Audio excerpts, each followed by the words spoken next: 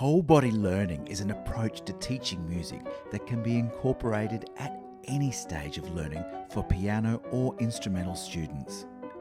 It's based on the ideas, concepts and approaches of Orff, Dalcroze and Kodály, as well as research into neuroscience and how the brain learns. These strategies for teaching music are not new. Bringing them together to develop pedagogically sound, educational pathways for instrumental and piano teaching is unique. For over 25 years, these strategies have been implemented in Forte School of Music in the UK, Australia and New Zealand. Over this time, we have observed that our students have found learning easier and more fun. We've also seen a much more musical outcome with improved oral, rhythmic performance, improvisation, harmony and reading skills.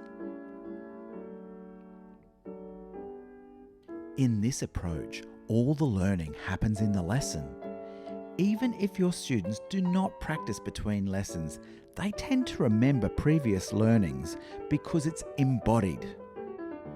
Dr. Wayne Bowman, in his paper, Cognition and the Body, Perspectives for Music Education, states, "The mind is inextricably biological and embodied, and what it can know is always grounded in the material and experiential world."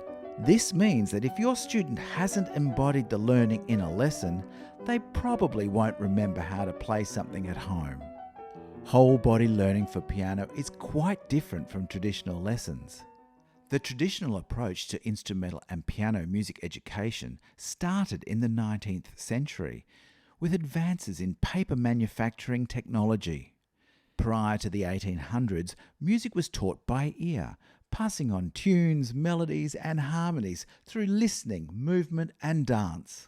Paper before the 19th century was extremely rare and expensive, and not readily available to the general public.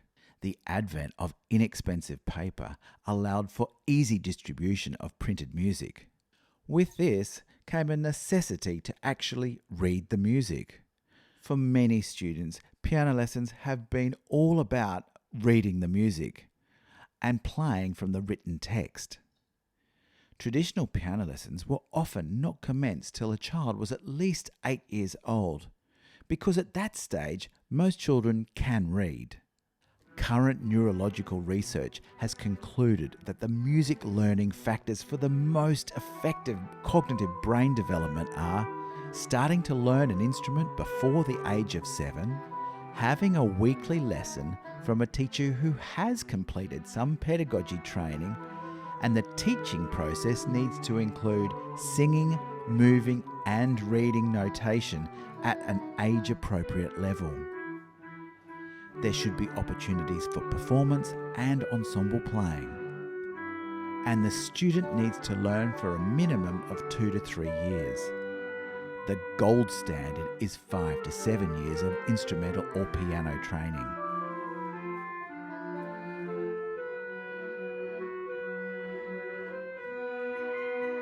Hence, the overarching philosophy of whole body learning is for children to start learning music from an early age. 4 years of age is the perfect time to commence piano lessons, as the instrument is laid out from low to high. So if you play a C, you actually get a C. Well, if the piano's in tune. And the student can see exactly what they're doing because it's right in front of them. The whole body learning teaching process can be used for students of any age. Whole body learning starts with listening with purpose. And while your students are purposely listening, they will use the tools of exploring, singing, moving, playing, or improvising. These tools are to explore concepts from the piece. They may be rhythmic patterns, pitch contour, dynamic difference, structure, phrasing, harmony, style, texture, articulation, tonality, notation, tempo, or meter and pulse.